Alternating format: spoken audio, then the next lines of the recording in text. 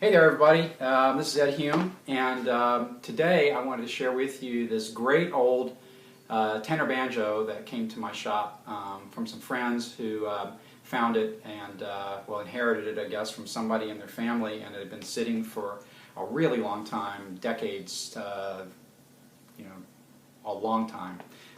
It's a Bacon, you see right there. And these banjos were made originally, I think the company started out in Vermont, but this one, at some point they moved to Groton, Connecticut, and this one's called the Bacon Orchestra model, and it's a 9463 number, which probably puts it in the early 20s, maybe. Tenor banjos are not like five-string bluegrass banjos because they predate bluegrass by a good long while. These banjos were very popular in the 1920s and 10s, and they were popular for jazz age music. So you would play them in a jazz orchestra, or you'll still hear them played very well by folks in Dixieland bands. You see guys like running all up and down the neck. I do not play five-string banjo, bluegrass banjo, but I do play mandolin, and this is the same fingering as mandolin, even though the scale's longer and the key's different, but the fingers are the same. And so this banjo is kind of fun to play around with before I deliver it. Really excited to get it back in playing condition after it being, sitting in an attic or a closet for decades and decades and decades. I put a synthetic head on it. It's an elite head, and you can tell by this, see this wood color, tan color around the edge? That's the top edge of the actual banjo pot. This banjo has no tone ring. Most modern banjos have some sort of metal tone ring inside that the head is stretched across that gives it some extra color to the sound that the banjo makes. This one has nothing. It's just sitting on the edge of the wood.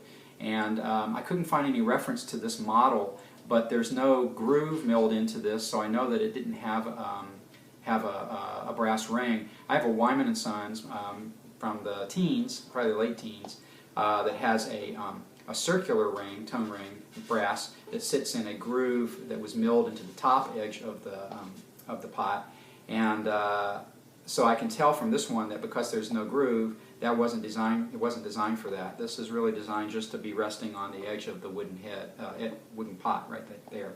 I had to do a couple of things. I had to add get a new bridge and fit the bridge, and then I also had to put a shim in. If you see that white wood right there, that's a couple of pieces of maple veneer, hard maple veneer that I used in order to get the neck at the right angle. This banjo has no neck adjustment mechanism. This guy here is just a little piece of hardware to pull the neck to the rim, but no adjustment angle and nothing in the back. It's just a square dowel and then the tailpiece.